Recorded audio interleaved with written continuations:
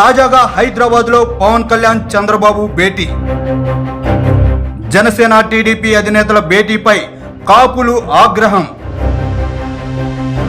AP ఎన్నికల్లో కలిసి పోటీ చేస్తామంటున్న టీడీపీ జనసేనలు ఆ దిశగా చకచకా పావులు కదిపే పనిలో పడ్డాయి.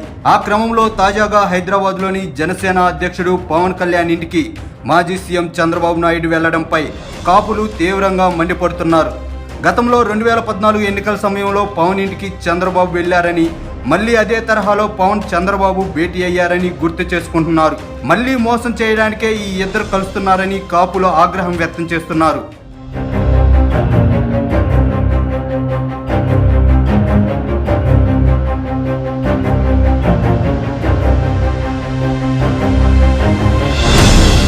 గతంలో తన అవసరం తీరిన తర్వాత చంద్రబాబు తమను ఎలా చిత్రహింసలు పెట్టింది ఇంకా మర్చిపోలేదని కాపు వర్గీయులు ఆగ్రహం వ్యక్తం చేస్తున్నారు.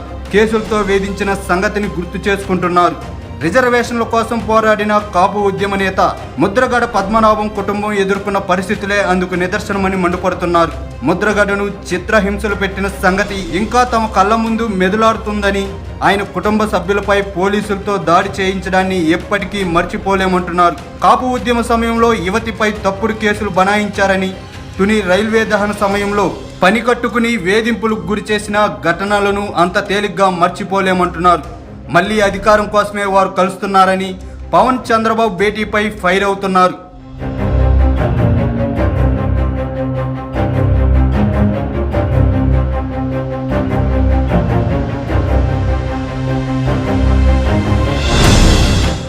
మళ్లీ అధికారం కోసమే ఆ ఇద్దరు మోసం చేసే ప్రయత్నం చేస్తున్నారని, ఎన్నికల సమయంలో తాము గుర్తుకొస్తామా అని కాపులు ప్రశ్నిస్తున్నారు.